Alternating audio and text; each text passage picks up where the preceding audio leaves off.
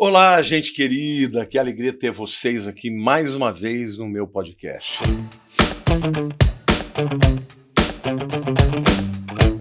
Como sempre, eu tenho trazido pessoas assim muito relevantes, pessoas muito queridas, para a gente poder ter um bate-papo e, ao mesmo tempo, vocês conhecerem um pouco mais da vida dessas pessoas que vocês muitas vezes seguem. Hoje eu tenho a alegria e o privilégio de estar trazendo aqui uma pessoa muito querida na internet, uma guia em Israel, a Aline. Seja bem-vinda, Aline. Que bom ter você aqui. Muito obrigada. Shalom, shalom a todo mundo que está assistindo. É sempre um prazer estar contigo. A gente se encontrou lá em Israel e agora a gente está se encontrando aqui no Brasil de novo, então eu estou muito feliz de estar aqui. Domingo foi um sucesso, né? Foi maravilhoso. A Aline falou sobre as raízes, né, judaicas do cristianismo, mandou bem demais, a turma amou, muita gente me escreveu agradecendo, disse que você é muito adorável, é uma pessoa muito simpática. Então, que bom, agora nós estamos aqui para conversar um pouquinho, saber quem é a Aline, né? Porque as pessoas querem saber o que está por detrás da youtuber, né? da guia. Aline, conta um pouquinho sobre você, sua família, você é casada, você tem um bebê, né? O Yair. Conta um pouquinho, de onde você vem? Eu posso dizer que eu achei engraçado, você me chama de youtuber. Eu ainda não estou acostumada com o título de youtuber. Para mim, tudo isso é muito novo. A minha história, eu nasci e cresci em Porto Alegre, na comunidade judaica. Com 17 anos, eu fui para Israel para passar um ano fazendo estudos e trabalho voluntário. Me apaixonei completamente por Israel. E depois voltei, mas eu acabei imigrando para Israel. Fui de mala e cuia, com uma passagem só de ida. 3 malas de 32 quilos e uma passagem só de ida para Israel. E isso realmente, em 2009, eu cheguei em Israel já como cidadã. Comecei a morar, estudei. Como é que é o processo da Aliá, assim, de se tornar cidadã? Pelo fato de você já ser de uma família tradicional judaica, é fácil para virar? Então, existe uma coisa que se chama Agência Judaica, que é uma organização judaica internacional que eles ajudam no processo de imigração para Israel. Então, tu leva toda a documentação provando a tua origem judaica, no caso, a Ketubá, quer dizer, o certificado de casamento dentro de uma sinagoga dos meus avós, uma carta de rabino. Então, a gente organiza toda a documentação, apresenta a agência judaica, eles juntam tudo, a gente chama uma pastinha da Aliá, quer dizer, eles juntam toda a documentação que precisa lá dentro, enviam para Israel, Israel analisa todos os documentos, aprova ou não, e aí volta, eles pegam o nosso passaporte, mandam para a Embaixada de Israel e a gente recebe um carimbo, um visto de imigração. Então, quando eu fui para Israel, com todas as minhas malas, com tudo, eu cheguei no aeroporto, a primeira coisa que eles pegaram meu passaporte, abriram, e daí eles viram na página que tinha ali um visto, que é uma página inteira, visto de imigração, visto de Aliá, e daí, em vez de deixar passar, eles mandaram para uma salinha, diz, vai para aquela salinha.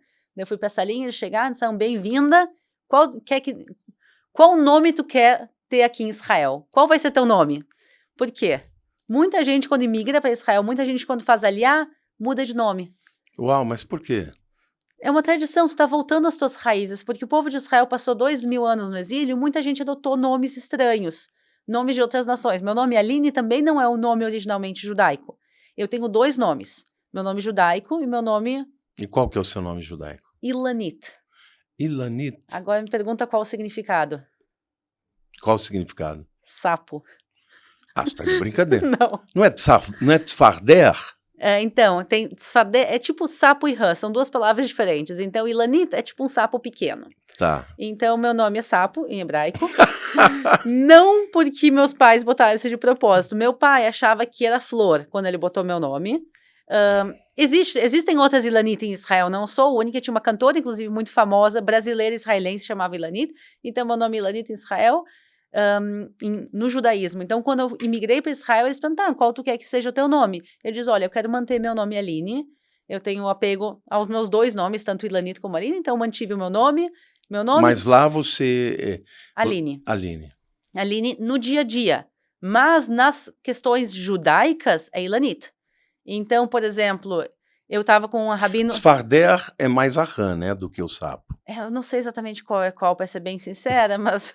Eu sei porque eu já estudei muito hebraico, né? Então eu sou bom de vocabulário. Eu me lembro desse nome. Tem Tzfarder e tem Ilanit. Ilanit não é um nome que se usa tanto no dia a dia, mas assim, por exemplo, eu fui... deixa eu te contar como eu descobri isso.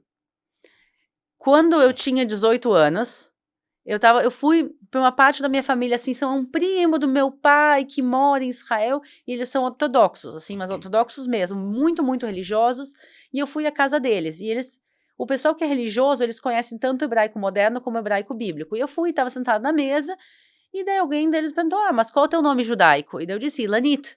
E daí tinha uma prima que tinha mais ou menos a minha idade, ela ficou olhando para mim e disse, é? Eu disse, Ilanit. Ela olhou para mim, tu disse, sabe o que significa? Eu disse, sim, flor. E daí ela olhou pra mim e disse, não, é sapo. E daí eu disse, não, meu nome não quer dizer sapo. Eu tinha 18 anos quando eu descobri isso. E depois que eu saí de lá, eu fui, peguei um dicionário. Eu estudava na Universidade Hebraica, então eu tinha um baita de um dicionário hebraico. Hebraico, tem dicionário hebraico. Então eu peguei, abri, fui lá, Ilanit, Sfardea. Tava na mesma linha, eu disse, o quê? E uma vez eu fui num zoológico lá em Israel, e daí também tinha lá na zona dos anfíbios, não sei o que, tinha uma fotinho de um sapo escrito Ilanita. Então eu tenho certeza que isso significa.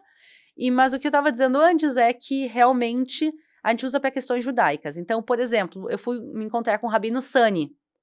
Tu conhece? Sim, já teve aqui no programa? Não.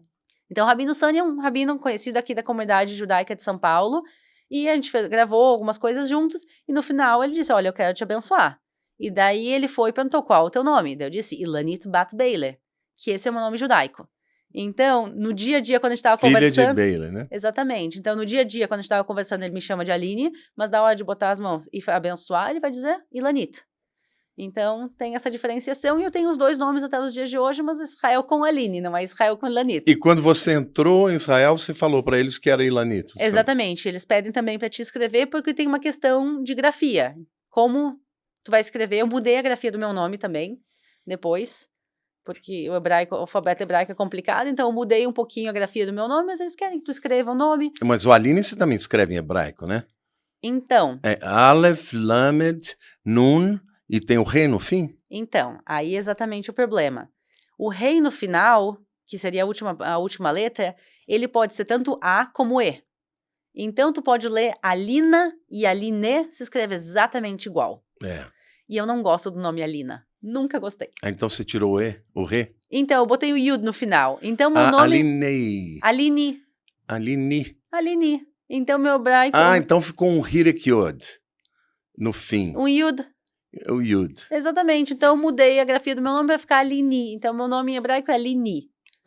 Em vez de Aline. Não, Aline, que interessante. Então, assim, são todas as coisas que a gente nunca imagina quando a gente está pensando, vou migrar para Israel, mas são as pequenas coisas do dia a dia também. Então, chegar, organizar, e daí começa toda a papelada. Então, daí eu já, no aeroporto mesmo, eu ganhei minha cidadania, meu número de RG no aeroporto, e depois tem que ir, pedir passaporte. Aí você chegou, foi procurar emprego, como já foi com alguma coisa assim em vista? Então, a história é complicada. Eu fui para a universidade. Eu já sabia que eu queria estudar para a Universidade Hebraica. Então, se tu é estrangeiro... Em Jerusalém. Em Jerusalém, na Universidade Hebraica de Jerusalém. Então, quando tu é estrangeiro, eles pedem para te fazer um ano básico da universidade. Tu aprende hebraico, tu aprende inglês, matemática, tem algumas coisas básicas que se aprende.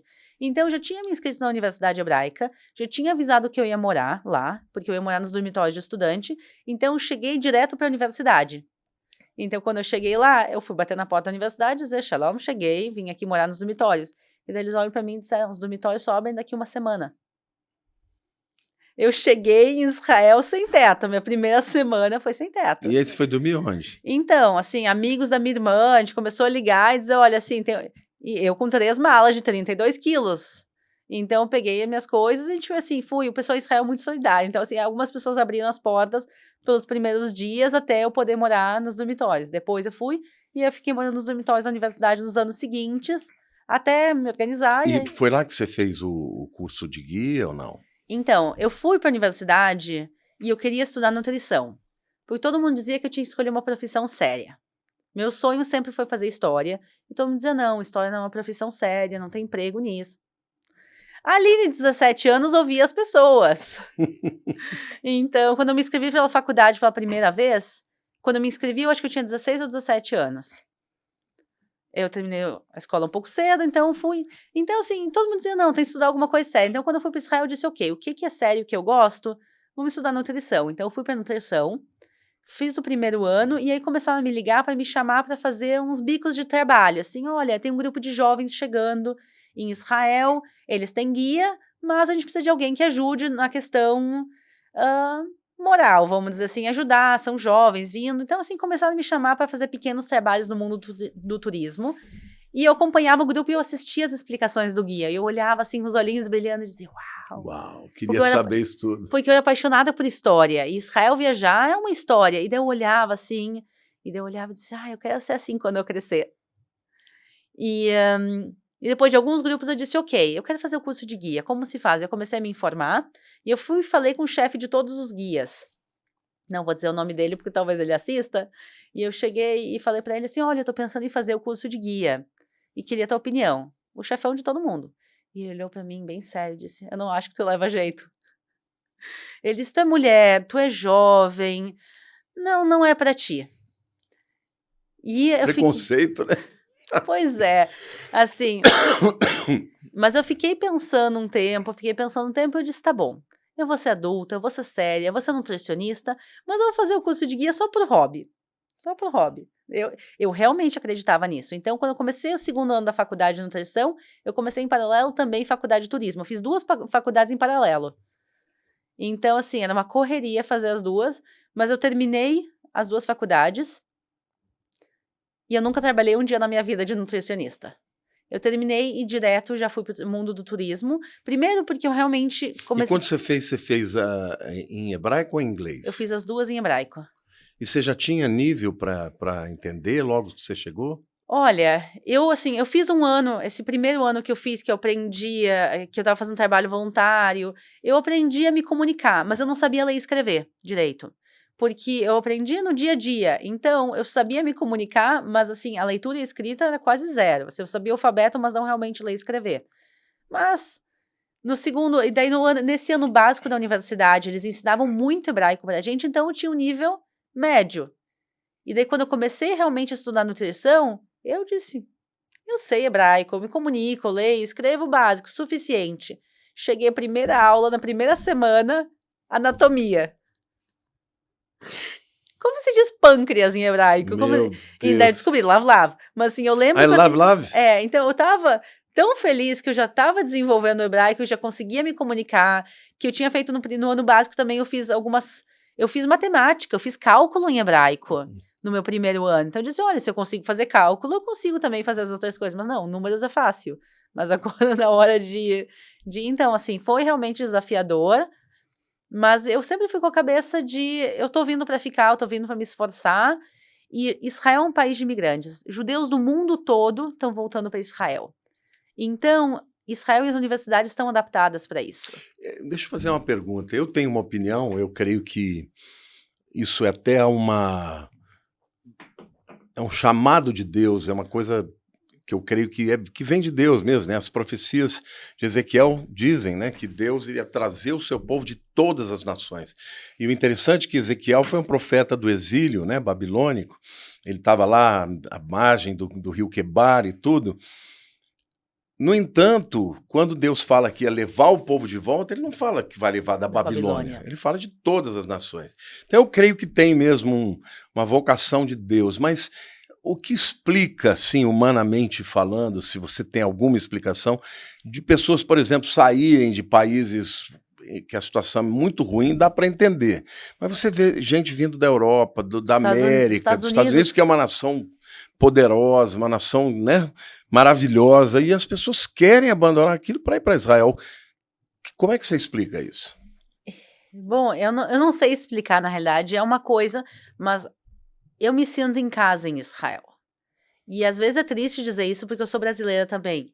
E eu, às vezes, não me sinto em casa no Brasil como me sinto em Israel. Quando alguém migra para Israel, a gente diz Bruchim Habayta. Bem-vindo à casa. Bem-vindo à casa. Quer dizer, a gente é considerado como parte da nação e parte da terra, mesmo espalhados pelo mundo. E então, isso eu acho bonito, porque eu cheguei em Israel e ninguém me vê como estrangeira. Eles veem como uma brasileira. É, porque lá todo mundo é estrangeiro, né? Sim, mas assim, não tem preconceito. Ao contrário, as pessoas vêm e dizem, ok, tu tá voltando do Brasil. Eles não me olham e dizem assim, tu é uma brasileira, tu não faz parte daqui. Eu nasci no Brasil, minha mãe nasceu no Brasil, minha avó nasceu no Brasil, meu pai na Argentina. Mas assim... Poxa, teu pai é argentino? Meu pai é argentino, não conta pra ninguém. Então tem esse defeito. Tô brincando. Então, por mais que minha família passou gerações, quase 2.000 anos fora de Israel, as pessoas me veem como uma pessoa que está voltando para sua casa. E as pessoas me aceitam muito bem. E eu acho isso realmente... E eu acho isso muito bonito, de poder me sentir em casa, mesmo num país que, em teoria, deveria ser estranho, mas eu não acho. Eu me sinto em casa.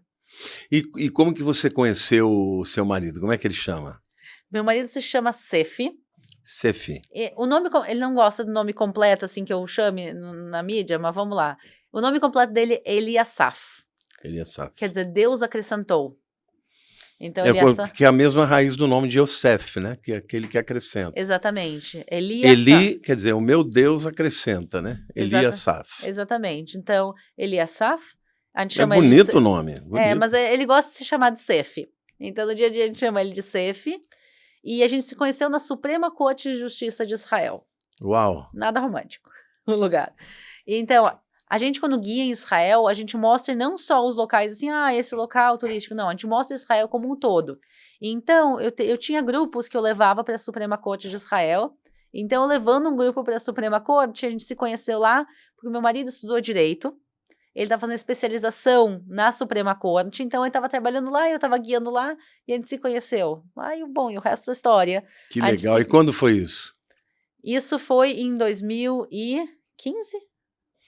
Em Israel, as coisas... Eu sou péssima com datas. Assim, se me perguntar a data de 2.000 anos atrás, eu lembro. Se me perguntar a data de 5 anos atrás, não. Então, em Israel, as coisas são muito rápidas. A gente se conheceu, a gente começou a sair. Em menos de um ano do dia que a gente se conheceu, a gente já tinha noivado. Eu e a Lília também. Mas você foi mais rápido ainda. Eu conheci a Lília em abril de 82, em dezembro de 83 eu estava casado. Tu foi mais rápido que a gente. A gente se conheceu, foi em maio. No ano seguinte, em março, 3 de março, a gente noivou. E a família dele queria que a gente casasse em 3 meses. Porque em Israel, normalmente depois, principalmente os religiosos, depois de 3, 4 meses de noivos, já casam. E daí eu disse, olha, pessoal, muito obrigada, mas eu tenho que trazer toda a minha família, botar a caravana de toda a minha família para Israel demora mais. Então, para poder levar toda a minha família, para poder fazer tudo, então a gente marcou o casamento para dezembro, sob forte protesto dos meus sogros, que queriam que fosse antes, mas eu disse, olha, não tem realmente como ser antes. Então, em março, a gente noivou, e em dezembro a gente casou. E foi engraçado porque a gente foi nos salões de festa para olhar, escolher onde a gente ia casar. E daí a gente começou a olhar salão a partir de junho para dezembro. A gente ia no início de junho nos salões e a gente assim, como é que tá a programação para dezembro? Tem dia, tem horário? E você não tem ninguém marcado ainda para dezembro. E o pessoal dos salões mesmo perguntou, mas por que vocês não casam agora no verão, em julho e agosto? Em Israel o pessoal gosta de casar no verão e a gente ia casar no inverno. Então, é engraçado porque, assim, aqui no Brasil, você não conseguiria de 6 meses. Tu casa aqui no Brasil, as pessoas marcam casamento para 1, 2 anos com antecedência lá, o pessoal com 3, 4 meses. E o pessoal achava muito estranho eu marcar o casamento, começar no final de maio, junho, a gente marcar para dezembro, final de dezembro. A gente pode escolher o dia que a gente quis do calendário. Nós casamos também dia 29 de dezembro. A gente casou dia 28 de dezembro. Então, dia 28 eu casei no civil. Olha que coincidência. Tem o mesmo aniversário de casamento. Mesmo aniversário. Então, lá em Israel não existe casamento civil. É porque o religioso lá tem efeito civil. Exatamente, né? mas o casamento civil não existe de nenhuma maneira. Então, não existe a opção de casar ou no civil ou no religioso, como aqui, ou nos dois. Lá é só casamento civil e com registro religioso, tu vai e se inscreve no Ministério do Interior e eles passam teu documento como casado. E que ano que foi isso?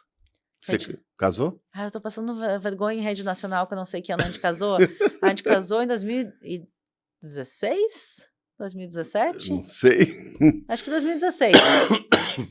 Ai, gente, vergonha em rede nacional. Não, tá tudo certo. Depois meu marido vai assistir isso, vai me Agora, passar uma cola. No início você ainda não era guiava grupos normais e tal, e você guia sempre em português, ou guia em outra língua também? Eu guio em português, espanhol, inglês e hebraico.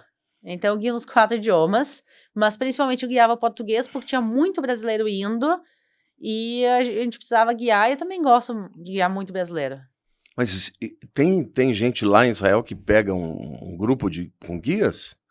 Gente que tá lá mesmo, que fala hebraico, que mora lá? Você falou que você guia em hebraico. Sim. Quem que vem? De onde vem gente falando hebraico? Não, com certeza. Os próprios israelenses fazem turismo, o que a gente chama de turismo interno. Às vezes alguém mora em Tel Aviv e não conhece a cidade velha de Jerusalém, porque essa é a diferença. Quando a pessoa pega um guia, é porque a pessoa quer conhecer a história. Sim.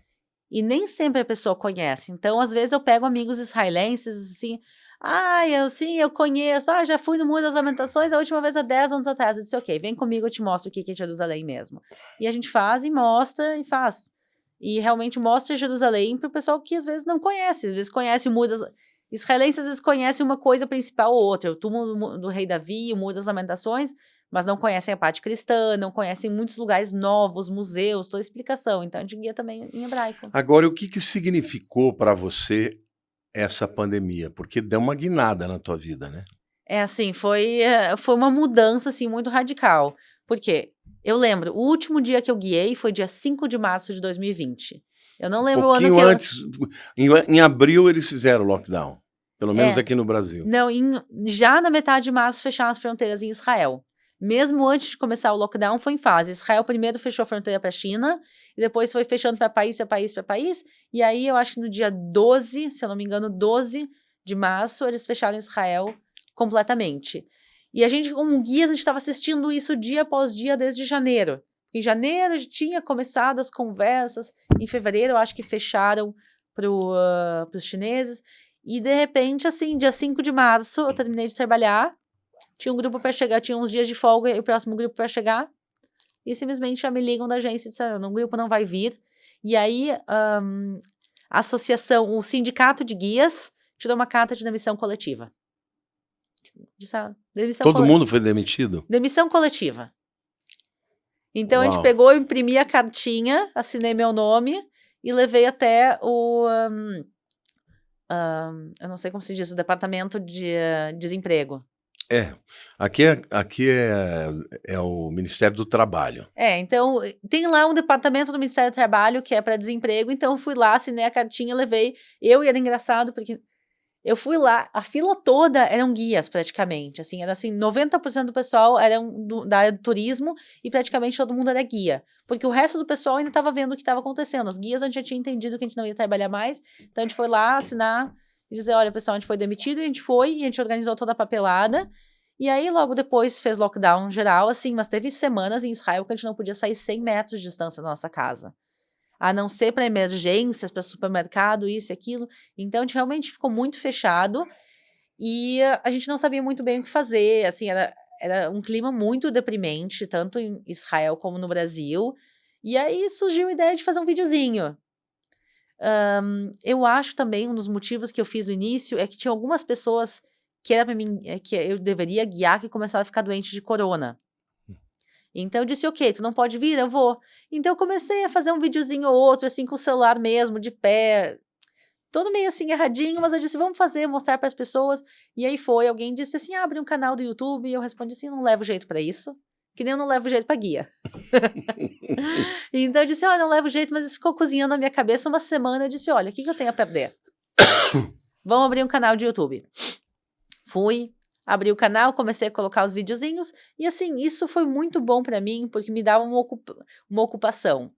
Mas em que periodicidade? Você começou a gravar o quê? Quantos vídeos por semana? Então, no início, eu não tinha nada planejado, porque hoje em dia, a gente que tem canal, a gente mantém, tu pensa assim, quantos dias por semana, qual conteúdo, quão longo vai ser o vídeo. Naquela época, eu dizia assim, vamos gravar. Para onde eu vou? Vou para Via Dolorosa. Pegava meu celular, Via Dolorosa, caminhando com o celular assim na mão mesmo, ou com um pau de selfie caminhando e mostrando assim, então não tinha nenhum planejamento de quantas vezes por semana, de nada, assim, eu ia postando quando eu queria, e acabava postando acho que uns 2 vídeos por semana, 2, 3 vídeos por semana, às vezes tinha semana que não postava, porque tinha lockdown e não podia sair de casa para filmar, então eu acabei indo e montando, e acabou, e daí foi devagarinho eu fui aprendendo como segurar a câmera, como editar, como fazer, porque realmente é um aprendizado o YouTube. Então, eu comecei devagarinho aprendendo, e o canal chegou assim a 1.000 inscritos em um mês, e daí Eu tava super feliz, assim, mas meus pais mandando pra todo mundo, olha o vídeo da minha filha, meu pai e minha mãe mandando,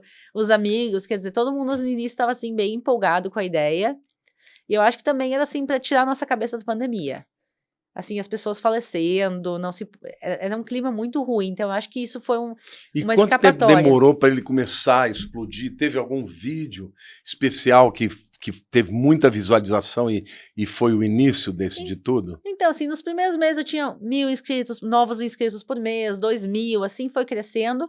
O canal começou, vamos dizer, no início de junho. No início de dezembro eu tinha chegado a 10.000 inscritos. Então tem 2 anos o canal. 2 anos e pouquinho, exatamente. Então a gente chegou no início de dezembro, a gente estava por volta dos 10.000, eu estava super feliz. E daí eu fiz um vídeo falando da Gal Gadot, que é uma atriz israelense. Sim, que fez a Mulher Maravilha. Exatamente. Eu fiz um vídeo, teve mais visualizações que normal, e no seguinte eu postei um vídeo sobre as 12 tribos de Israel. E aí, bom.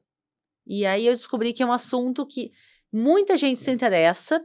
E por que eu fiz esse vídeo? Porque eu postava os vídeos falando de Israel, eu dizia, olha, eu sou judia, eu sou brasileira, eu moro em Israel. E as pessoas, de que tribo tu é? De que tribo tu é? De que tribo tu é? E eu não entendi o interesse, mas eu disse, ok, vamos fazer um vídeo explicando sobre as tribos de Israel, vou falar também da minha família. Hoje praticamente é tudo de Judá e alguns de Benjamim, e mesmo os demais não dá para saber, né? Agora tem maneiras através do DNA, né? Então a minha família, justamente, a parte, toda a família da minha mãe, são todos de Levi. Então, são mais os Coens, né? Exatamente, que são toda a família... Os Coanims, né? Que são os sacerdotes. Exatamente, toda a família da minha mãe são Coen, e por isso a gente sabe que eles são da tribo de Levi. A família do meu pai a gente não tem a menor ideia. Então, assim, mais provavelmente, talvez Judá, mas a gente não tem como saber. Mas eu fiz um vídeo contando e, de repente, esse vídeo começou a crescer, e daí o pessoal começou a interessar e buscar os outros vídeos, e eu passei de 10.000 inscritos, eu acho que para uns 150, 200 mil em questão de um mês. Assim, de 10 mil a 200 mil em um mês. Meu Deus, que coisa! E, assim, eu assisti os números do YouTube, e daí, assim, eu ficava olhando, assim, daí, assim, tu assim, pra abrir, abre a página, de repente, assim, tava assim, X inscritos, de repente tu olha, tem 1.000 a mais. E daí tu fechava e abria de novo e pulava os números, assim, foi uma coisa, assim, muito, muito rápida. Então, esse dos 10.000 aos 200.000 foi muito rápido e o canal continuou crescendo. A gente chegou em 1 milhão de inscritos antes do canal, logo antes, assim, acho que 1 ou 2 semanas antes de a gente chegar em 2 anos de canal. Eu me lembro quando você chegou. A primeira vez que eu fiz uma live com você, você não tinha 1 milhão ainda. Não, eu não tinha ainda. E aí, depois eu vi você bater 1 milhão. Hoje tá com quanto? 1.180.000, eu acho. É muita coisa. É assim, nessa época ainda, quando o canal estava crescendo muito, eu ficava olhando os números, porque era assim, eu tinha que olhar para ver se a ficha caía para mim entender o que estava acontecendo. Agora eu tento não me fixar muito nos números, porque eu não acho que é saudável. Então, assim, de vez em quando a gente olha, vê como tá indo para ver que tá tudo bem, que o pessoal tá feliz. Eu também passei por essa fase e chega uma hora que eu falei, deixa para lá, não deixa Deus fazer, eu não vou me preocupar com isso, eu quero me preocupar em poder produzir um conteúdo que seja bacana para as pessoas, né? Eu acho que eu já cheguei num ponto que se eu pegar e continuar e começar a me fixar agora, tem 1.000 inscritos por dia em vez de 2.000 ou 5.000, eu acho que isso não é saudável e eu acho que isso também não ajuda no conteúdo. Eu acho que o pessoal assiste o meu canal por causa do conteúdo, por causa de Israel, então eu tô todo o tempo tentando ler os comentários para ver as sugestões. O que fez o meu canal explodir foi o vídeo das 12 tribos, que foi graças aos comentários. E você responde? Eu respondo um pouco, pra ser bem sincera. Eu sei, porque eu também tento responder, mas é muita coisa, né? Eu vou te ser bem sincera, eu leio bem mais comentários do que eu respondo. Então, às vezes eu deixo like, eu deixo coraçãozinho, assim, pegar e parar para escrever, mesmo que eu pare agora 1 hora por dia e responda 100 pessoas, são 100 pessoas para alguns milhares de comentários, né, que tem todos os dias. Então, assim, se eu pudesse, eu responderia a todo mundo, mas infelizmente eu não consigo. Outro dia, o meu canal, meu Instagram, o telefone que tá lá é o meu telefone pessoal. Entendeu? Então você imagina a loucura. Outro dia uma pessoa, e eu procuro ler todos os comentários, não dá para responder. Uma pessoa fala, eu adoro seus vídeos e tal, mas você não tem um caráter duvidável, você viu a mensagem e não respondeu. Aí eu falei: "Minha querida, não me julgue assim, você sabe quantas milhares de pessoas falam comigo todo dia? Não dá para responder tudo. Eu tento responder, mas eu procuro sempre responder os mais importantes, às vezes é gente que está querendo se matar". Então, falei: "Então, me desculpe se eu não re", aí ela pediu desculpas, falou: "Não, eu não sabia e tal". Mas assim, as pessoas têm essa expectativa, né, mas não dá, é muita gente, né. Não, eu deixei de usar já o WhatsApp. Hoje em dia eu falo para todo mundo que quer falar comigo, fala por e-mail. E o e-mail, eu vou te dizer que eu respondo talvez uns 95% dos e-mails. Aí sim, no e-mail, porque o e-mail fica lá.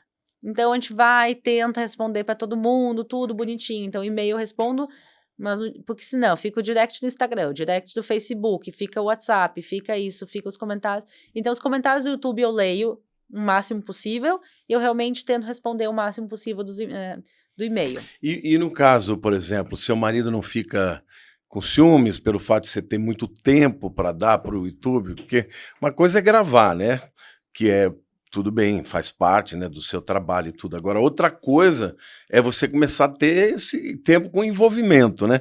Tem um pouco, gera um pouco de ciúmes, porque a Lilian ela me incentiva pra caramba, ela foi a primeira pessoa a me incentivar.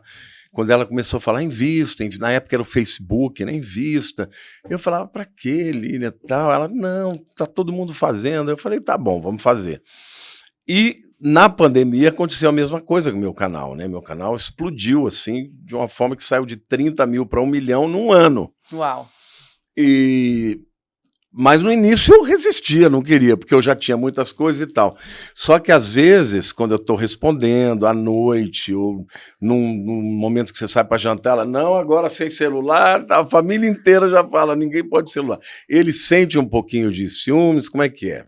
Meu marido não tem ciúmes, mas ele reclama que eu trabalho demais. Eu acho que ele acha que não é saudável para mim.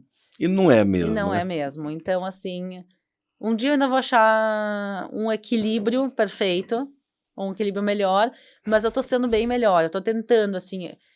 Antes da pandemia, em 2019, eu trabalhava guiando de uma maneira assim que não era saudável para ninguém, nem para mim, nem para o meu casamento, porque era um grupo depois do outro e as pessoas ligavam e diziam: "Aline, pelo amor de Deus, não tem nenhum guia em português disponível, tu é a última guia disponível. A gente não quer botar guia em inglês porque eles não falam inglês, por favor, por favor, por favor". Eu dizia: "Tá bom". Então, eu devagarinho, assim, eu guiava muito, muito, muito mais do que o número de dias que eu deveria, porque guiar em Israel, eu acho que talvez guiar em todo lugar, é um trabalho muito intensivo. Tu tem que dar de si muito para que a viagem seja boa. A gente faz tantas explicações, como a gente coordena motorista, como a gente coordena almoço, como tu vê que pede para ligar no quarto de manhã para tocar o telefone, tu tem que escolher onde tu vai comer, ajudar a pessoa que está com dor de dente a chamar o seguro médico. Então, é um trabalho muito intensivo. Então, eu já tava num ritmo muito, muito intensivo, e daí, logo antes de começar a pandemia, eu estava tentando dar uma desacelerada, e daí no início da pandemia meu marido ficou feliz. Porque assim, eu tava em casa. Então, pelo menos assim, claro, não feliz pela pandemia, mas ele estava feliz de eu estar em casa. E agora com o YouTube, eu tô tentando achar esse equilíbrio. Você Então, parou de guiar, assim, grupos regulares, agora você tá levando mais os seus grupos, né? então, no momento, eu não tô guiando. A última vez que eu guiei foi 5 de março de 2020, que eu realmente guiei um grupo. Desde então, eu não guio por um simples motivo que se chama Yair, meu filhinho.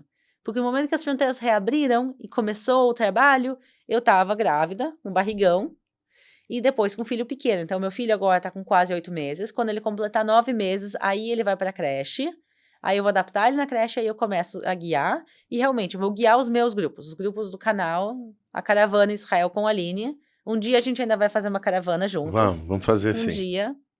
Mas por enquanto o que eu tô guiando são realmente as caravanas do canal, porque não tem como guiar todo mundo e eu tenho a felicidade de eu estar numa posição hoje em dia de eu poder escolher a caravana.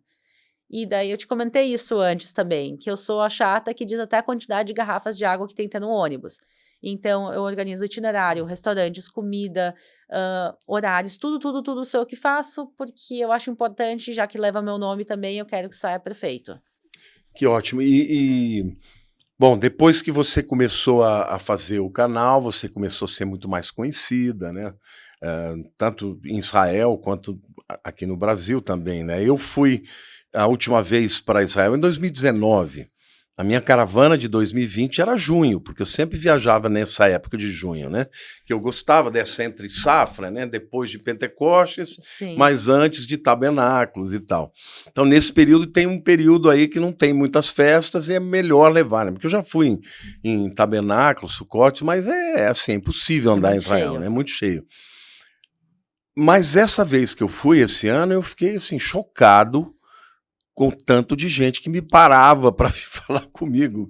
Eu imagino você, né, que tá lá toda hora, indo, guiando. As pessoas te param lá quando você anda na Cidade Velha, quando você vai nos lugares turísticos. Como é que é hoje? Com certeza. Se eu vou nos locais que são os locais cristãos, os locais turísticos, com certeza, sim, todo tempo param. E o pessoal é super querido, então pedem para bater foto, a gente conversa um pouquinho. Então, assim, nos locais turísticos, mas ao mesmo tempo eu tenho uma vida secreta, quer dizer, fora do circuito turístico, pouca gente me conhece. Então, por exemplo, se eu tô caminhando na orla em Tel Aviv, pouca gente vai me conhecer. Então, assim, é legal que tem também a parte da vida normal, entre aspas, que eu ainda consigo manter.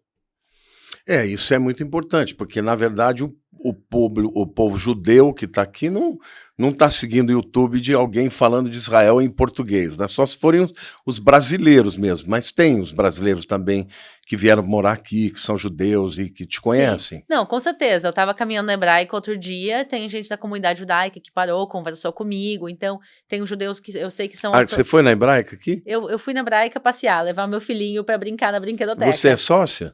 Não, porque eu não moro aqui, mas tem amiga sócia, nos convidou para entrar, e né, a gente foi lá botar o Iair para brincar na brinquedoteca, e teve o pessoal da comunidade judaica na Hebraica nos parou para conversar. Teve gente que são judeus ortodoxos, com a roupa ortodoxa, que veio me parar para falar que também me segue. Então, eu tenho gente da comunidade judaica. Teve uma que veio puxar minha orelha porque eu gravei uma coisa no sábado. Tá brincando. Então, tem gente da comunidade Mas judaica, como é que ela sabia que você estava gravando no sábado? Você disse isso Não, no porque eu vídeo? falei.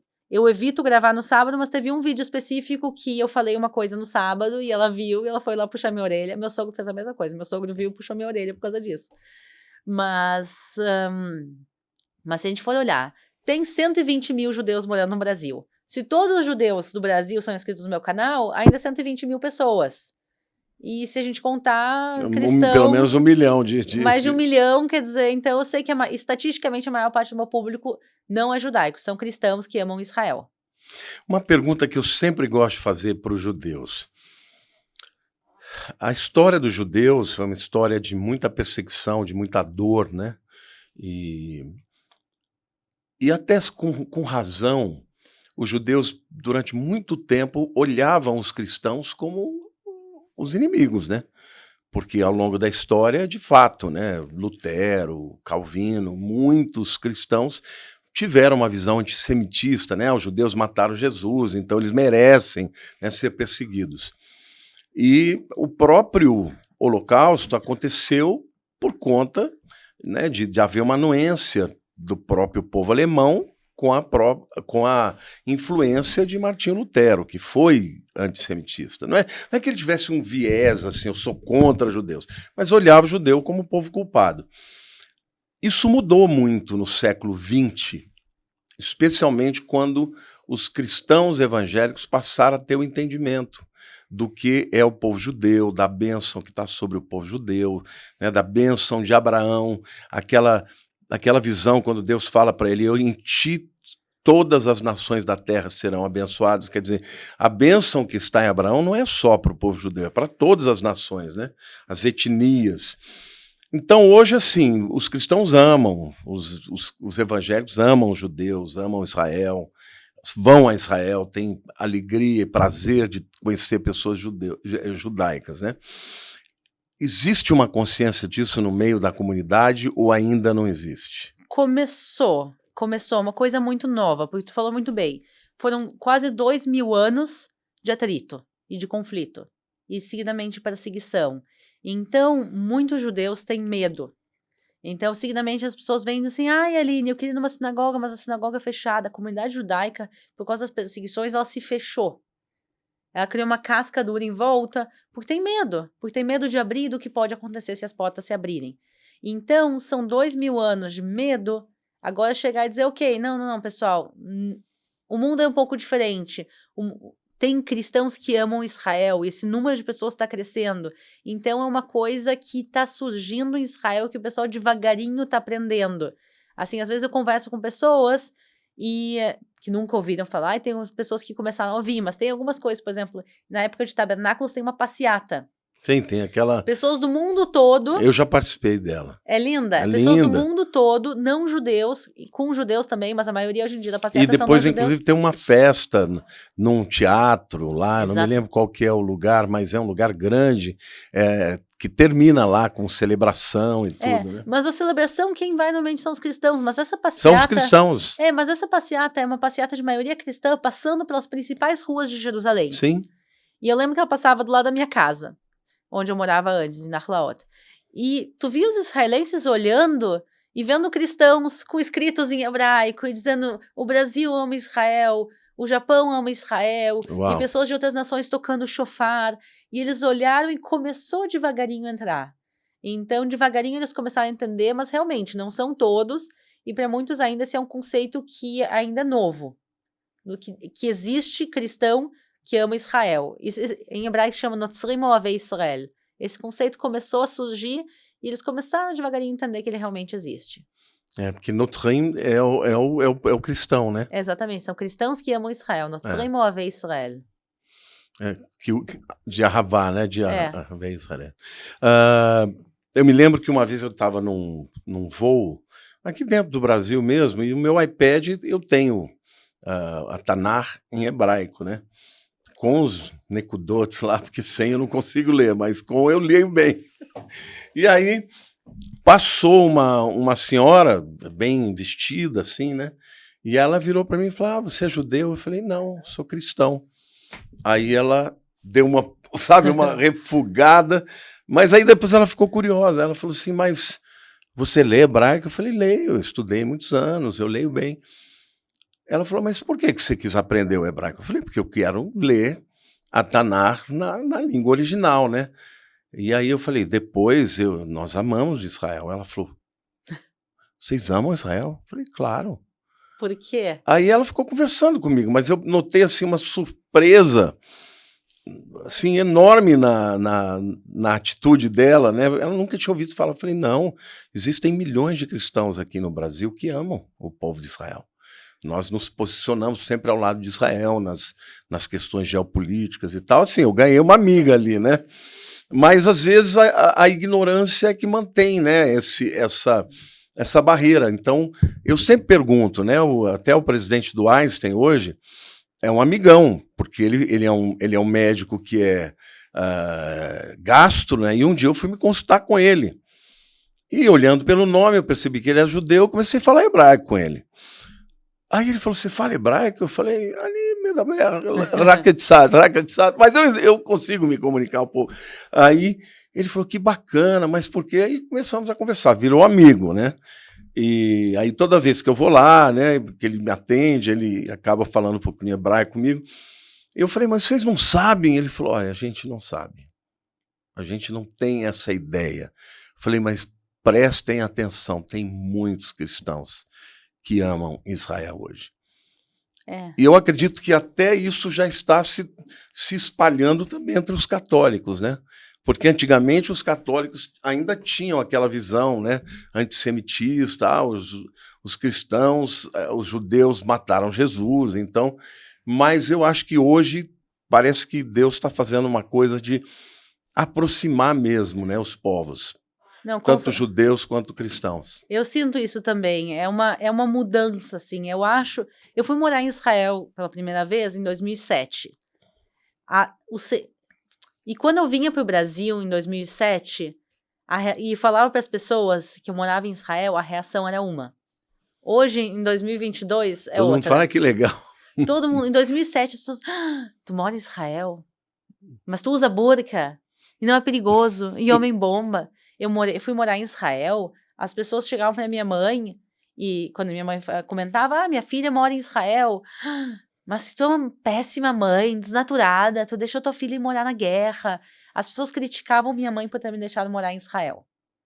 E as pessoas falavam comigo também, isso em 2007, E hoje em dia, a gente falando em 2022, a percepção de Israel no Brasil é outra. E isso é graças ao movimento dos cristãos que amam Israel e que estão lutando pela mídia, para a mídia falar o lado correto de Israel e não ficar inventando histórias e falando de guerra. Então, a mídia tem essa força e também graças às redes sociais, de pessoas como tu que vão e mostram a realidade. Porque na verdade a mídia ainda, aqui no Brasil, ainda tem um viés muito, eu não diria antissemitista, mas assim, toda vez que vai falar de um conflito entre Israel e os palestinos, coloca os palestinos como se fossem os coitados, vitimizando, Israel é poderoso, é uma superpotência, está acabando com os pobrezinhos. Ninguém fala, por exemplo, que Israel nunca inicia um ataque, que Israel responde toda vez que é atacada, porque se não fizer isso não sobrevive, mas as próprias pessoas que são feridas muitas vezes lá vêm ser tratadas nos hospitais israelenses, quer dizer, ninguém fala isso. Né? Quando as pessoas na Palestina têm alguma doença grave, têm que fazer quimioterapia, vão para Israel e são tratados de graça.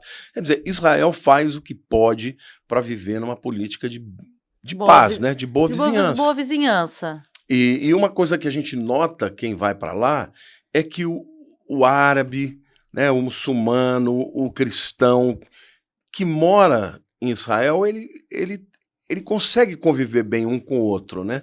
Eles percebem que é melhor paz do que guerra. Então a gente percebe, né? Até os guias que a gente tem sempre são israelenses, mas os motoristas são muçulmanos, e aí eles brincam um com o outro. E no começo eu achava aquilo o máximo, eu falava, nossa... Eu imaginava que eles iam se odiar, e não é bem assim, não, né? 99% das pessoas querem viver. E querem ter um emprego digno, e querem viver bem. E a população árabe de Israel, ela aceitou, na sua grande maioria, a realidade que Israel está lá. E eles também entendem que, economicamente, é muito bom viver em Israel. Tu tem boa saúde, tu tem boa educação, tu tem direitos plenos. Então, eles vivem no Estado judaico, sim, mas é um estado que tu vive muito bem. E eu acho que as pessoas, quando acordam de manhã, elas estão preocupadas em trazer comida para a mesa, que os filhos tenham uma boa educação, que os filhos tenham uma boa saúde, e essa é a realidade hoje em dia. Ô Aline, quando você guia as pessoas e leva, por exemplo, existem alguns lugares que são muito emblemáticos, né? Por exemplo, o Yad Vashem, que é o Museu do Holocausto, é muito forte. E eu aviso para as pessoas, olha, se prepare porque é muito forte. Eu mesmo, quando eu vou lá, eu choro. Não tem uma vez que eu não choro. Né? Quando você começa a ver o que foi feito com um povo, simplesmente por ser parte desse povo. Né? Porque o preconceito e a segregação é muito sério. Né? Começou primeiro com os guetos, né? Colocando os judeus em guetos. Né? Foi o Napoleão Bonaparte quem realmente começou a abrir a visão de que o judeu podia ser alguém, um povo igual a todo mundo, né? Exatamente. Até 1800, mais ou menos, na época de Napoleão, os judeus não tinham direito na Europa. Não tinham direito. Eles já viviam em guetos, né? Exatamente. Os primeiros guetos surgiram na Itália por volta já de 1500, quer dizer, há séculos os judeus viviam em guetos, e finalmente Napoleão Bonaparte começou a dar um mínimo de direitos para o povo, mas a gente viu como depois acontece o Holocausto. E sim, mas quando o Hitler começou, né, quando ele ascende ao poder, primeiro colocou os judeus em guetos, aí depois começou a tirar os direitos, né, os negócios e tal, até que chegou naquela solução final, que é uma coisa mais horrenda que existe, né? Eu acho que isso também é uma lição. O Holocausto não começou com câmeras de gás. Foi o fim da história. Exatamente. A história do Holocausto a gente pode contar que ela começou antes até, ela começou na Primeira Guerra Mundial, com o genocídio armênio. Sim. Os turcos mataram, né? Os turcos mataram mais de 1 milhão de cristãos armênios. É verdade. E ninguém fez nada. Hitler tinha um exemplo de ver que ninguém defendeu os armênios. E ele tinha certeza também que se ninguém defendeu os armênios que eram cristãos, ninguém vai se levantar para defender os judeus. E ele sabia disso. E aí ele começa a colocar os judeus em guetos, a população geral não fala nada. Ele vai tirando os direitos e vai, começam a matar, e assim foi evoluindo e chegou na câmara de gás. Chegou na câmara de gás é porque ninguém fez nada desde a época da Primeira Guerra Mundial até o início das câmeras de gás nos anos 40, porque o mundo estava em silêncio. E quando termina, né, a Segunda Guerra, o mundo ficou tão assombrado, né, com o que aconteceu. E aí eu penso assim, que pena que foi desse jeito. Mas, por outro lado, isso deu coragem para o povo judeu falar, não, agora nós temos que ter a nossa terra, porque em qualquer outro lugar do mundo que a gente viva, a gente vai correr esse risco, né? Então nós precisamos ter a nossa terra. E até tentaram fazer uma solução, né, dar uma terra, acho que foi em Angola. Uganda. Né, e aí, eu não me lembro se foi o Ben-Gurion que falou assim, não, mas em Uganda não tem o Jordão. Foi Herzl que falou? Não tem o Jordão, não tem o Carmel, não tem... Né, e foi citando as coisas. Falou, não vamos aceitar qualquer coisa, né? E aí, então, acabaram permitindo que os judeus pudessem, através, né, da sessão da ONU, que votou, inclusive com o nosso Oswaldo Aranha, dando voto de Minerva, que Israel tivesse uma porção de terra lá naquele território, embora fosse uma porção muito mais composta de deserto, né, lá no Negev, principalmente. Mas, de qualquer forma, os judeus entraram lá, né, cumprindo uma profecia de quase 2.500 anos, né? Mas o que acontece? O movimento sionista é anterior à Segunda Guerra Mundial. Sim, muito anterior, né? Desde da metade... foi o Herzl que começou, exatamente, né? Herzl, no final do século XIX, quer dizer, final de 1900, final de 1800, os judeus já pediam para emigrar para Israel. Os judeus tentavam criar o seu Estado e não era permitido. Os britânicos, antes da Segunda Guerra Mundial, criaram os livros brancos, que proibiam a imigração, limitavam extremamente a imigração judaica. Porque eles entraram em 1917 lá, 17. Né? Com o final do domínio turco-otomano. Exatamente. Os turco-otomanos não permitiam a imigração judaica, ou limitavam muito. Depois os britânicos também limitaram muito. Quer dizer, os judeus tentaram voltar, e os britânicos e os ingleses não deixavam, e o mundo também não fazia nada contra. E aí aconteceu o Holocausto. Se os britânicos tivessem deixado os judeus entrarem de volta na sua terra, quando eles quiseram... Os navios iam, aportavam, chegavam nos países e os países mandavam embora. Eles tinham que voltar para trás. Exatamente, quer dizer, o movimento... Os judeus já queriam a sua terra e não conseguiam. Infelizmente, demorou o Holocausto para o mundo e para a ONU, que então Liga das Nações antes, mas para a ONU ver que os judeus tinham direito e que precisavam, os dois, que tinham direito e que precisavam da sua terra. E, infelizmente, teve que acontecer o Holocausto.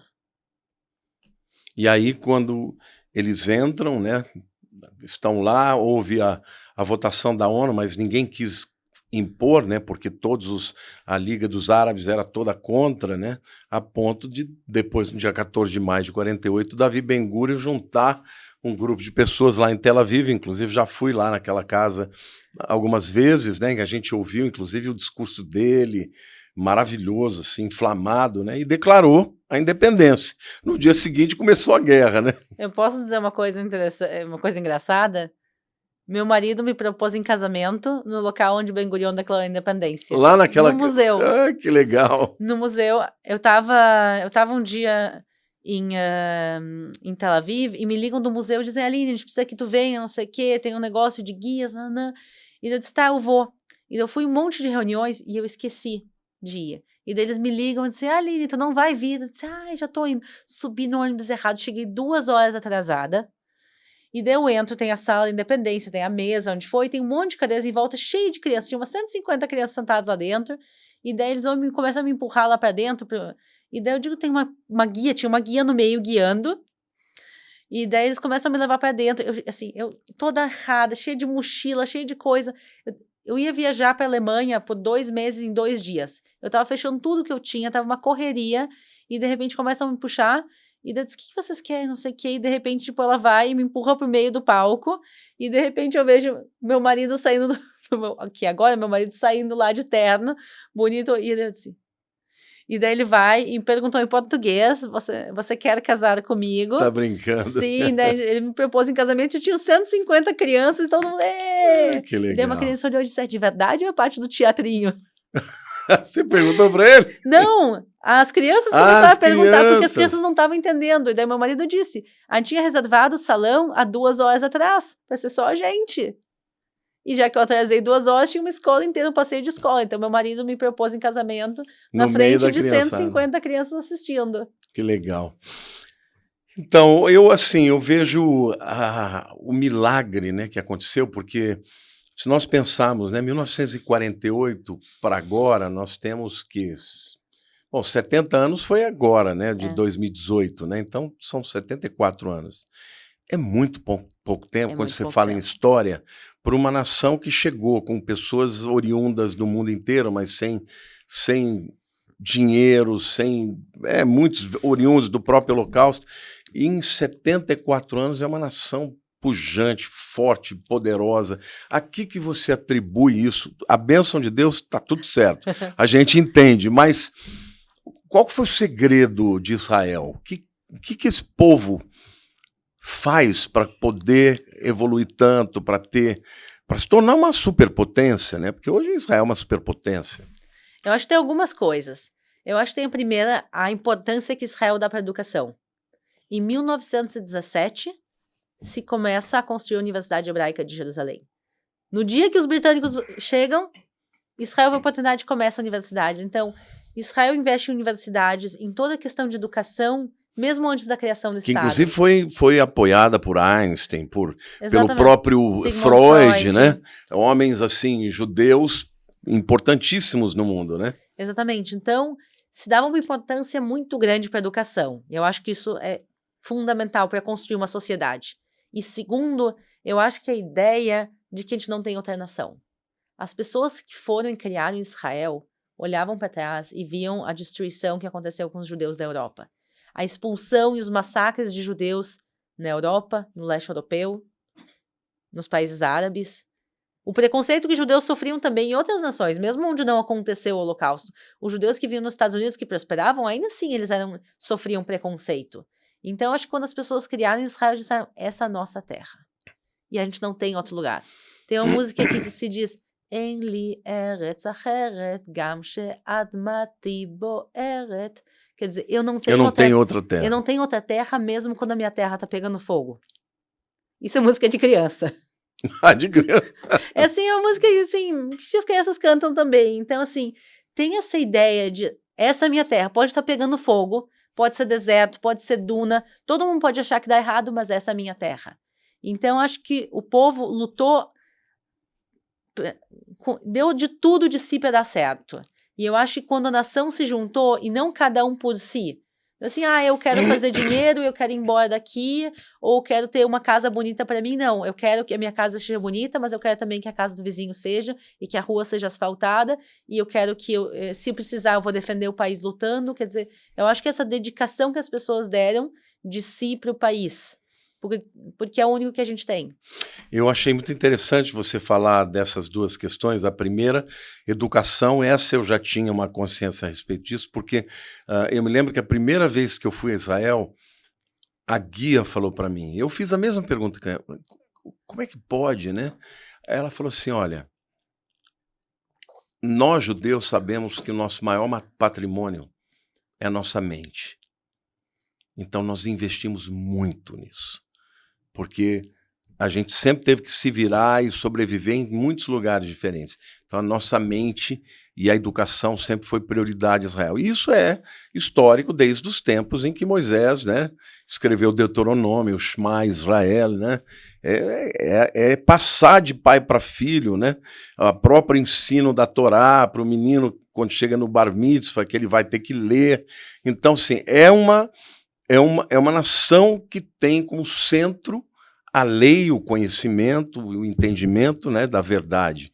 Agora, a segunda coisa que você citou, que eu acho também importantíssima, é o patriotismo.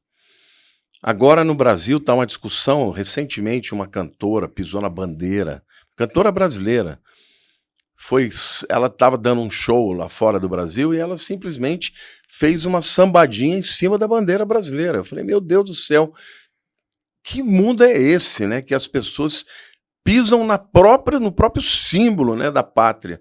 Hoje, no Brasil, o patriotismo está sendo visto como uma coisa ruim.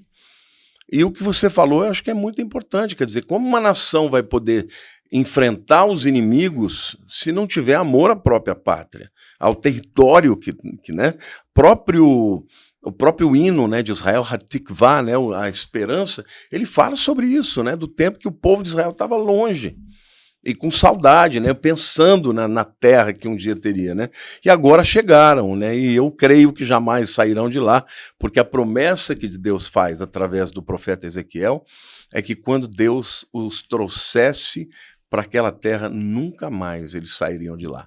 Então, eu sei que pode ter conflitos, pode ter algumas guerras, mas ninguém tira mais o povo de Israel de lá. Eu concordo, a gente está para ficar. E eu acho isso importante, quando se fala do conflito do Oriente Médio, você tem que entender, Israel tá e não vai para lugar nenhum. Então isso é importante a gente entender, que qualquer solução no Oriente Médio tem que incluir Israel. E hoje em dia, infelizmente, tem grupos como Hamas, como Hezbollah, como Irã, que querem apagar Israel do mapa. E a gente diz, olha, queridos, não. O que vocês estão fazendo é criar um conflito pior ainda. Se vocês querem a paz, primeiro aceitem que Israel existe e depois a gente senta para conversar.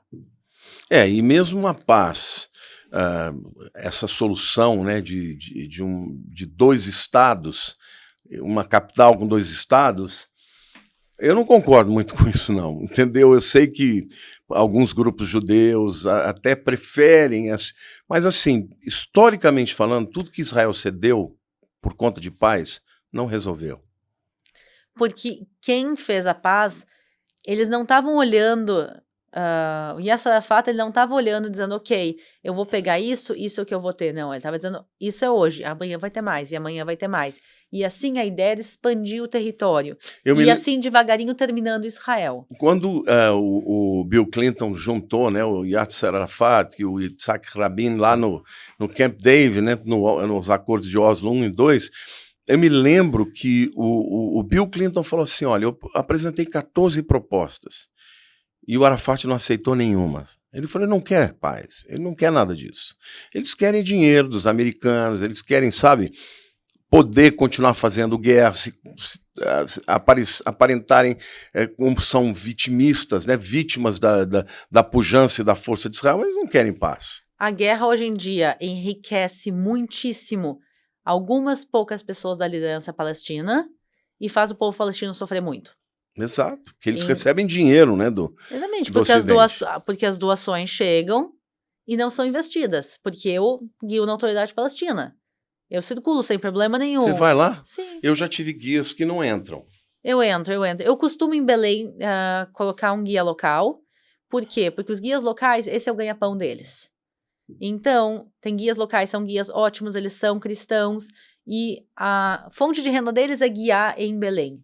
É isso que eles fazem. Se eu, como guia israelense, entro, eu tô pegando o trabalho deles. Tirando o trabalho deles. Eu tô tirando o trabalho deles. E como eu quero ter o meu trabalho, e eu quero que as pessoas respeitem o meu, eu acho que eu tenho que respeitar o trabalho alheio. Então, em Belém, mesmo se eu entro com grupo, eu não guio.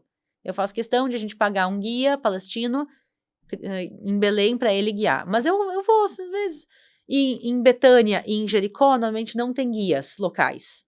Então, às vezes o grupo vai, daí acaba ficando sem guia, daí eu acompanho. Então, eu conheço Ramallah, eu conheço a autoridade palestina, porque eu acho isso importante para todos. Tu não tem como sentar e negociar e fazer um acordo de paz se os lados não se conhecem. Não falam o mesmo idioma, não se conhecem culturalmente, não conhecem história. Hoje em dia, um grande problema que acontece é que a autoridade palestina, em todo o sistema educacional, eles simplesmente apagaram a história de Israel. Eles não contam da história do templo, eles não contam da conexão judaica com o Monte do Templo, com a conexão judaica. Como tu pode sentar e conversar e negociar um acordo de paz se eles não entendem qual é a conexão? Por que os judeus querem estar nessa terra? Os judeus não estão nessa terra para brigar com os árabes. Os judeus estão nessa terra porque é a terra histórica, da conexão bíblica. Então, infelizmente, a história está sendo apagada e por isso eu acho importante os lados se conhecerem para no futuro, sim, ter um acordo de paz. Os grupos mais... eu diria mais ortodoxos, eu não sei se é exatamente esse o nome, né? Porque tem muitos vamos dizer, muitas divisões dentro do judaísmo, eles já estão trabalhando para a reconstrução do terceiro templo, né? O museu, lá o Instituto de Jerusalém já tem todos os utensílios, já tem uma cópia da Menorá. E você acha que isso é possível um dia, que o templo seja reconstruído lá, naquela região, sem ter que, de alguma forma, derrubar alguma das construções ali de Al-Aqsa ou o Domo da Rocha? Eu acho mais simples deixar Deus decidir. Hoje em dia a gente briga e discute por coisas que não vão acontecer tão cedo. Por quê? Se a gente pega as profecias, segundo o judaísmo, a construção do terceiro templo só vai se dar na era messiânica. E que, segundo o judaísmo, ela não chegou ainda. Sim. Então começa por aí. A gente está discutindo uma coisa e a gente não sabe quando vai acontecer. E se a gente pega as profecias, se o Monte das Oliveiras vai se rachar no meio, não vai ter dia, não vai ter noite, não vai ter verão, não vai ter inverno, vai acontecer uma questão quase cataclísmica. Exatamente, uma questão... Eu acho que é o seguinte... Apocalíptica. Exatamente. Eu acho que no meio do apocalipse, se ele estiver acontecendo, se estiver acontecendo tudo isso, eu acho que a gente senta e discute o que se fazer com o Domo da Rocha. Se divide, se não divide, o que faz, constrói lá. Até lá. Mas, assim, o judeu médio, ele tem esse tipo de pensamento? Não, ou ele deixa para lá? A maior parte deixa para lá. Assim, a maioria, sim, sonha com o Templo de Jerusalém na era messiânica. Assim... Tá, quando o Messias com a ressurreição dos mortos. Quer dizer, isso se associa a um futuro, no futuro. Então, o judeu médio não vê o Templo de Jerusalém como uma questão de amanhã. Mas você acha que um acordo de paz... não envolveria isso? Porque... Na minha opinião, não envolveria isso. Primeiro, porque os árabes de nenhuma maneira iriam aceitar. E segundo, a gente está fazendo coisa no judaísmo segundo a tradição judaica. O judaísmo diz que não é para fazer agora. O judaísmo diz, hoje não é para fazer o templo. Só quando vier o Messias. Tem, inclusive, boa parte de opinião de rabinos que nem é para subir no monte do templo. Uma coisa que eu queria te perguntar... Tem um cartaz que eu vi de um homem com... Parece um rabino ortodoxo, e está escrito assim, deixa eu ver se eu me lembro, Hamashiach HaMelech Yehi... Yehi HaMelech HaMashiach. Yehi, então, o Messias, o rei Messias virá. Então, a foto desse cara se chama Rebbe Melubavitch. Quem é esse cara? Esse é um rabino. Eu vi tudo americano. quanto é lugar. Eu falei, olha, eles estão falando que o Messias está vindo? É isso? Já veio. Já veio? Vou explicar. Esse homem, ele é o Rebbe de Lubavitch. Ele era um rabino americano que já faleceu e que, quando ele estava vivo, parte das pessoas acreditavam que ele era o Messias. Porque eu tô te falando isso porque eu perguntei para alguns, eu leio, né? Aí eu perguntei, por exemplo, um motorista de táxi. Eu falei, me explica isso. Por que eles estão falando isso? O cara desconversou. Não quis explicar. Eu falei, vou perguntar para a Aline. Então, é o seguinte, não é uma história que a gente gosta de falar muito, concordo, mas temos que explicar. Porque tem placas em Israel com a foto de um cara dizendo Messias. Então, na época que ele estava vivo, algumas pessoas acreditavam que ele era o Messias. E perguntaram para ele, tu é o Messias? E ele nunca disse que sim nem que não. E ele faleceu. E aí terminou a história. Então não é. A questão é que ainda tem uma pequena minoria dentro do grupo Chabad que acredita que ele é o Messias. Só que eles são uma minoria. E eles colam esses cartazes por Israel. Eu me lembro que a gente estava indo pro Muro das Lamentações, por dentro da Cidade Velha. Eu parei para comer num restaurante lá que tinha um kebab lá. E eu vi aquilo, eu falei, nossa, foi o primeiro lugar que eu vi. Aí eu comecei a observar muitos lugares na cidade. Não, o seguinte, ele é um rabino importante pro Chabad. Para todo mundo que é do Chabad, ele é importante. E o Chabad é uma organização judaica muito grande no mundo. Tem em Porto Alegre, tem aqui em São Paulo, tem no mundo todo. Eles são uma organização que está espalhada pelo mundo. Eles são grandes. Para todo mundo, para todo mundo do Chabad, ele é importante como rabino. Para algumas pessoas dentro do Chabad, ele é considerado como Messias.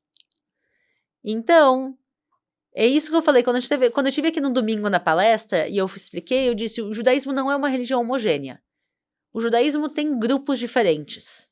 Então, não, e ele usa essa expressão Yehi como a expressão do Gênesis, né? Yehi Or. Haja luz, né? Não, mas por isso, tem esse pequeno grupo que acredita, mas é isso, é importante, porque quando a gente fala assim, os judeus acreditam que o Messias chegou, Não, tem um grupo esse do Chabad que tem essa crença específica, mas eles são um grupo pequeno. E todo mundo é considerado parte do judaísmo e cada um... Não, eu entendi, eu só que realmente queria saber que grupo era isso, porque para todo mundo que eu perguntei, ninguém quis me responder.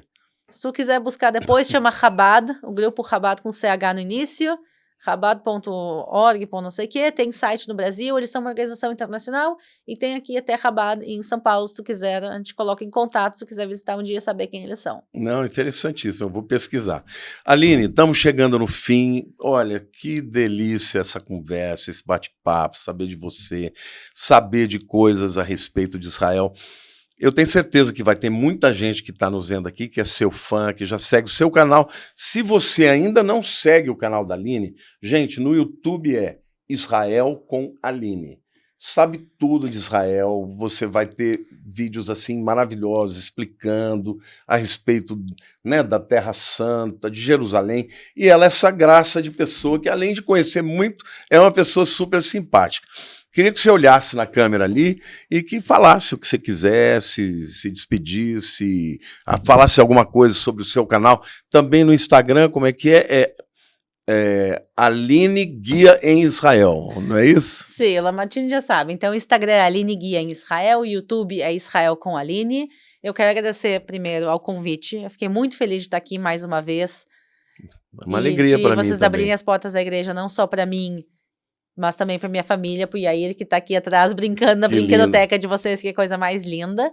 E dizer que o movimento de cristãos que amam Israel, ele está ganhando força. E devagarinho Israel está descobrindo.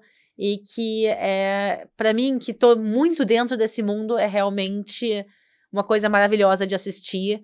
Porque eu cresci não sofrendo com o antissemitismo, mas convivendo com ele. Quer dizer, as pessoas olhavam para minha mãe e diziam, ela é tão bonita que não parece judia, fazendo piadinha de holocausto, falando mal de Israel, vendo a mídia falando mal de Israel. Então eu convivi com isso, assim, na minha infância, mas assim, eu num nível muito diferente dos meus pais. Meu pai viveu a ditadura, meu pai viu o governo seguidamente perseguindo organizações judaicas. Meu avô esteve na Alemanha nazista. Meu avô cruzou a Alemanha nazista para poder fugir. Quantos anos ele tinha? 18. Poxa, então ele seria hoje velho, né? Sim, meu avô já é falecido. Quer dizer, a família, o irmão do meu avô, boa parte da família do meu avô faleceu no Holocausto. Então, a gente vem de gerações que eu senti pouquinho. Meu pai sentiu um pouco mais. Meu avô viu o auge do ódio aos judeus. E eu vendo hoje em dia o amor ao povo de Israel, é uma coisa linda. E eu realmente gostaria que meu avô estivesse vivo. Uau! Para poder ver. Vejo que você está emocionada, né? Mas isso é coisa que Deus está fazendo mesmo. Então, eu tenho certeza que ele estaria feliz de poder ver quanta coisa mudou nos últimos 100 anos. Meu avô teria um pouquinho mais de 100 anos se ele estivesse vivo hoje em dia. Então, ver quanta coisa mudou e eu poder ter o privilégio de estar viva nesse momento. De eu poder ver Israel, lindo, maravilhoso, pulsante, tecnológico, exportando comida para o mundo. Quer dizer, uma terra que é deserto hoje em dia exportando comida. O deserto floresceu, O deserto né? floresceu. Então, a gente está podendo ver essa revolução, ver os milagres acontecendo, ver as profecias se cumprindo. Então, de a gente ver Israel da maneira que está e ver o mundo se relacionando com Israel, com o povo de Israel de uma maneira tão diferente. Então, acho que a gente vive num tempo muito privilegiado. Então, gente, uma coisa que eu queria dizer. Quando você conhece mesmo a história de Israel, quando você vai a Israel, você percebe o quanto o Deus que nós cremos é um Deus poderoso. Porque nós não estamos falando de profecias de 50 anos, estamos falando de profecias de 2.500 anos, que se cumprem. Nós estamos vivendo nessa geração que está vendo isso acontecer. A maioria dos teólogos fala, jamais vai de novo Israel voltar para sua terra, isso não existe. Só que Deus, quando ele promete, ele cumpre. E quando Deus prometeu a terra para Abraão, e disse, olha, você sai, deixa a sua parentela, né, a casa dos seus pais, e vai para a terra que eu hei de te mostrar, Deus fez uma aliança com aquele homem, de dar a ele uma descendência, de dar um nome que seria famoso, né, entre todos, e prometeu uma terra. E aquilo que Deus promete, ele cumpre. Então, para nós cristãos é uma grande alegria também ter esse entendimento e reconhecer que o Deus de Israel é o mesmo Deus que nós cremos. O Deus Todo-Poderoso, que quando promete, cumpre. Então, obrigado, Aline. Obrigada, eu espero que esse vídeo vá para muita gente, não só cristãos, mas também judeus, para que os judeus saibam, como você sabe. Hoje você é uma pessoa que sabe isso de verdade, que muitos judeus saibam que existe um povo cristão que os ama, que está disposto a defender os direitos de Israel, sobretudo os direitos de viver em paz na terra que Deus deu, né? E eu espero que você que está vendo esse vídeo possa compartilhar, possa dar bastante like, fazer comentários, compartilhar, porque o YouTube é uma maquininha, gente, é um robozinho. Se você interage com o vídeo, ele vai para muito, muito longe. E que esse vídeo possa chegar em muitos lares e muita gente possa ser abençoada por ele. Deus te abençoe, um beijo no coração. Shalom. Shalom, muito obrigada. E o Brasil ama Israel e Israel também ama o Brasil. Lehitraot. Lehitraot. Deus te abençoe. Um beijão a todos.